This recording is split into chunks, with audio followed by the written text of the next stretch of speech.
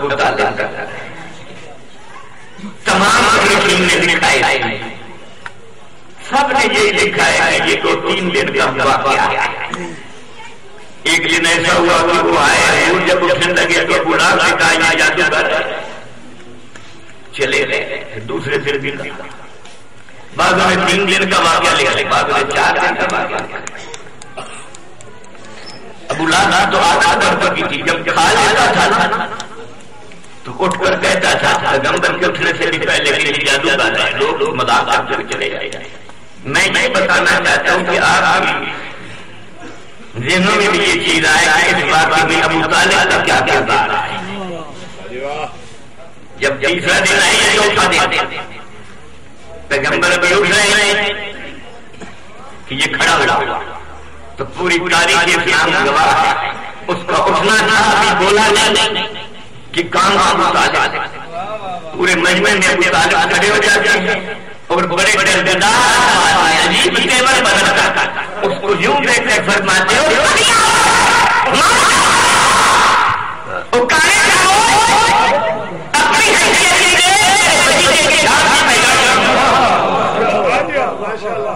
سبحان اللہ۔ چلو آگے بڑھتے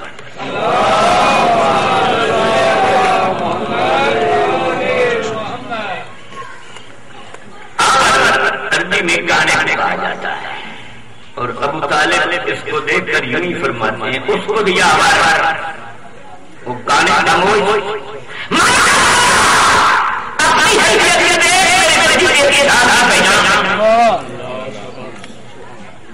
قبلہ گھبرایا ہے، پورے مجمع میں سناٹا ہے اور سناٹے کو دیکھتے ہوئے جناب ابو طالب نے دیکھ کر فرماتے ہیں بلّہ ہے پورے مجمع میں یہ اللہ کی قدم کھا رہے ہیں۔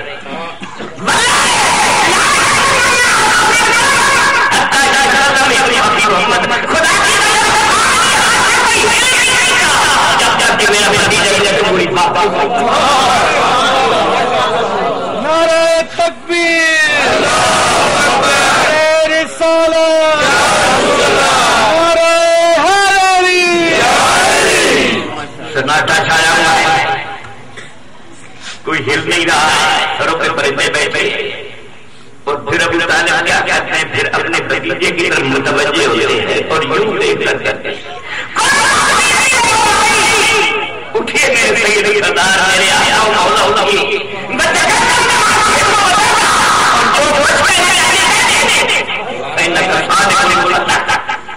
میں گواہی دیتا ہوں تو صادق بھی ہے یا مصدق بھی ہے، مبلغ رسالت رب کا کتنے لوگ آئے ہیں اس واقعے میں اور یہاں کی اسلام میں اختلاف آ گیا۔ بعض کہتے جی 40 آ جاتی، بعض کہتے جی 80 آ جاتی اور بعض آیا ہے کہ نہیں کم از کم 80 سے زیادہ 124 تھے، تو چلو 124 بھی مان نہیں تو پیغمبر کی رسالت کا تعلق کس نے کروایا؟ پہلے کیوں نہیں؟ تو احسان نہیں ہے کہ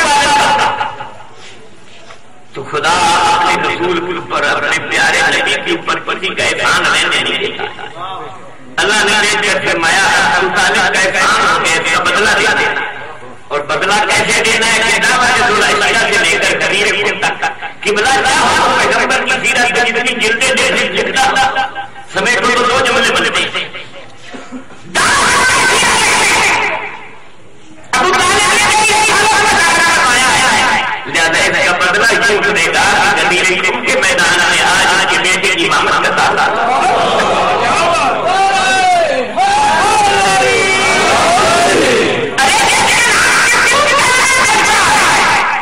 محمد رسول اللہ صلی اللہ علیہ وسلم کا دیکھ تو صحیح نام رکھا کرنا تھا۔ باپ نبی کی پہلے سے یہ چلے گئے، تاریخ یہ بتاتی ہے کہ نام کسی چچا نے رکھا، جو اللہ نے ہمارے نبی کا نام رکھا ہے وہ محمد نہیں وہ احمد ہے، جو چچا نے نام رکھا ہے وہ محمد ہے۔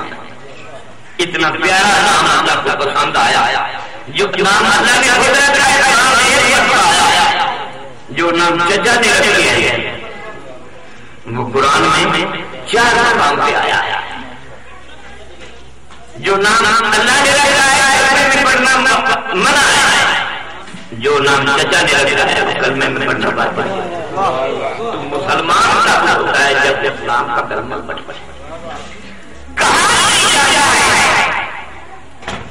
کہ ابو طالب کا آخری وقت تھا اور گھر کے کمرے کے ایک کونے میں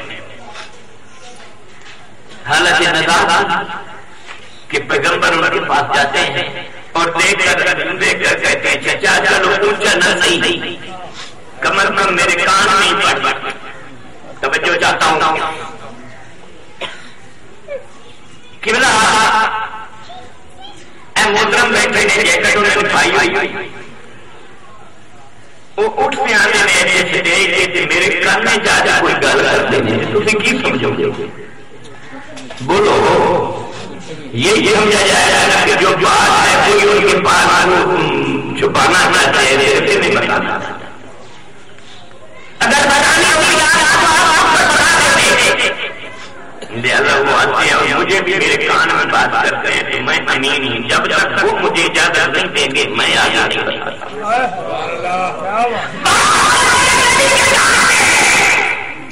ابو طالب بات کر کے دنیا سے چلے جاتے ہیں, انہوں نے پیغمبر کو اجازت ہی نہیں دی آگے بتانے کی. تو یہ کیسے بتاتے ہیں؟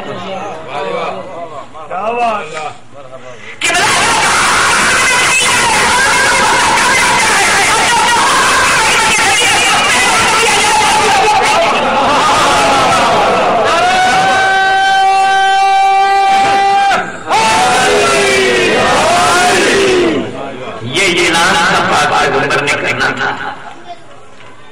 یہ اعلان مکہ میں نہیں کیا, مینا میں نہیں کیا, رات میں نہیں کیا. بڑا بڑا بات کرے مدینے کے رستے پہ ایک تالاب آتا ہے جس کو قدیم کہتے ہیں, اور یہاں جب پہنچتے تھے جبرائیل آ جاتے ہیں اور دیکھ کر کہتے ہیں اللہ فرماتا ہے کہ یہ پیغام پہنچا دے جو میں نے تیری رسالت سے رکھا تھا. تو پھر یاد رکھیں آپ سے میری رسالت میں کوئی کام ہی نہیں کیا. واللہ یحشرک من الناس, اور میں تجھے لوگوں کے شر سے بچاؤں گا. توجہ چاہتا ہوں. خطرہ تھا, نماز بتائی رسول میں خطرہ نہیں تھا, روزہ بتایا خطرہ نہیں تھا, حج بتایا خطرہ نہیں تھا. یہ اعلان ایسا تھا کہ آج خطرہ تھا, آج خطرے نے خطرات تھے.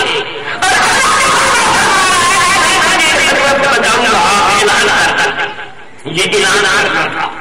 پیغمبر نے یہ دیکھ کر فرمایا کہ میری ناکہ کو بٹھا دیا جائے, میں آگے نہیں بڑھ سکتا جب تک یہ پیغام نہ ہوتا.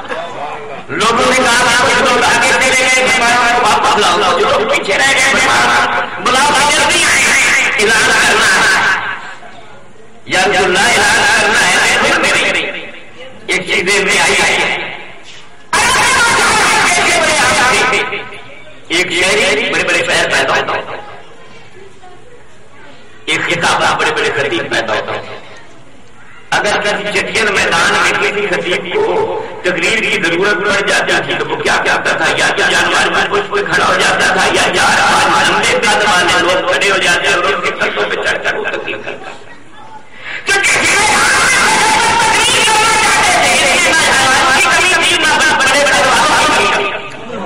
لیکن نہیں, فرمایا ممبر بنایا, بنانا کا ممبر بنایا, اور ممبر بنا کر پاک پیغمبر نے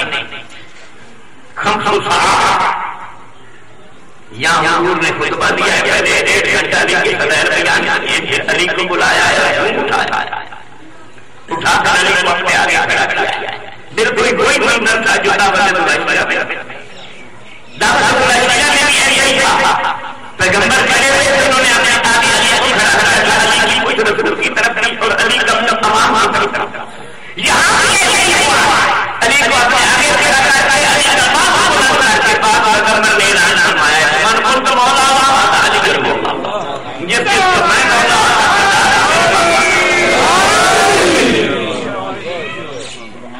پھر اترے علی کے لیے خیمہ لگایا ہے, خیمہ نے علی کو بٹھایا ہے اور پوری دنیا کو یہاں تک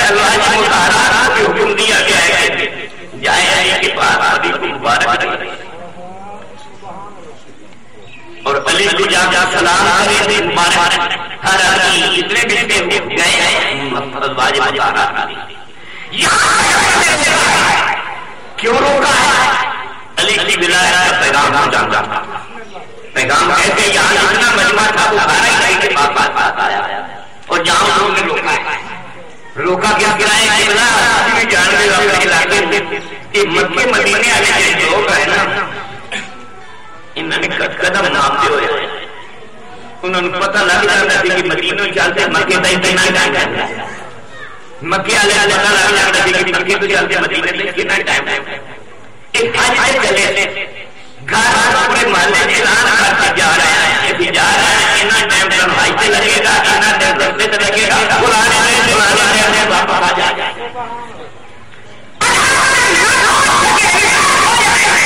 تو گھر والے پریشان نہیں ہو جاتے محلے والے پریشان نہیں ہو جاتے. تو جب پریشانی بنتی ہے تو پھر دوسرے گاؤں والے پوچھتے ہیں ہمارے آج نہیں آئے ہمارے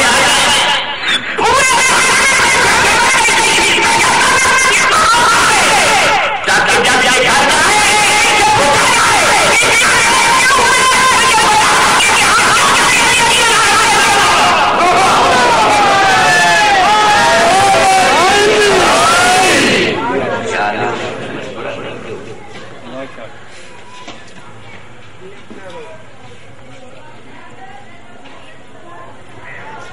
احسان ہے پیغمبر کا اور احسان ہے اس بی بی کا. کوئی معمولی بی بی نہیں ہے زہرا.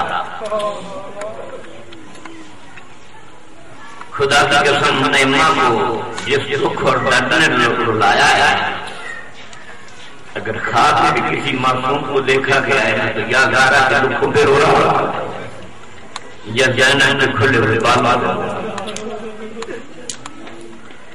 3 سال آ رہے امام محمد تقی علیہ السلام زمین پہ یوں ہاتھ رکھے ہوئے اور آسمان کی طرف دیکھ کر کچھ سوچ رہے تھے. آنکھوں میں ہمیں جاری تھی کہ علی رضا پوچھتے ہیں بیٹا کیا سوچتے ہو؟ تو 3 سال کا بچہ روتے ہوئے دیکھ کر کہتا ہے بابا ماں دادا دارا پر ہونے والے مسئلہ عمر 18 سال لیکن جب اٹھے تو پہلے پہ ہاتھ پیغمبر کا آخری وقت ہے. پیغمبر کا سر بطول کی گود میں ہے.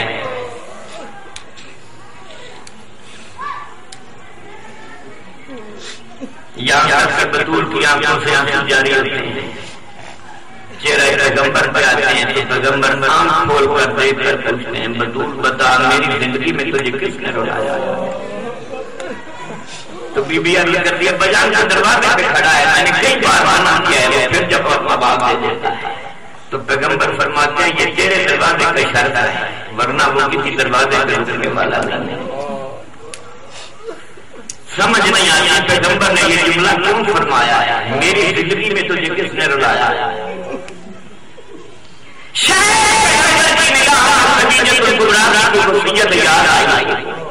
خدیجہ کا آخری وقت تھا پیغمبر قریب ہوئے اور یوں دیکھ کر فرمایا خدیجہ نے بڑی خدمت کی ہے تو نے میری بھی بڑی خدمت کی ہے تو نے اسلام کی بڑی خدمت کی ہے اب تم جا رہی ہے کچھ مانگ. تو خدیجہ نے دیکھ کر کہا یا چلو میرے پاس چیز کی کمی ہے کہ میں مانگا. تو حضور نے فرمایا نہیں آیا دل خوش کرنے کے لیے کچھ مانگ. تو قبلہ 2 جملے ملتے ہیں. پہلا جملہ ان سے بھی نہیں کہا. وہ دیکھو نا ہر ماں ہے خدیجہ کبریٰ نے جا کے پیغمبر سے یہی وصیت کی یا رسول میں جا رہا ہوں میری بیٹی چھوٹی ہے میری میرے باپ میری پیغمبر پوچھتے دوسرا جملہ تو خدیجہ دیکھ کر عرض کرتی ہے یا رسول مجھے آپ بتانے میں شرم آتی ہے. پیغمبر باہر چلے جائے.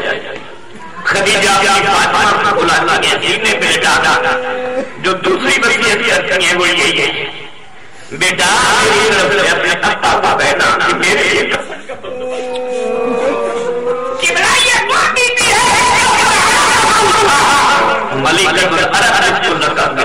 لیکن مرنے کے بعد بی بی کا اپنے مال کا سفر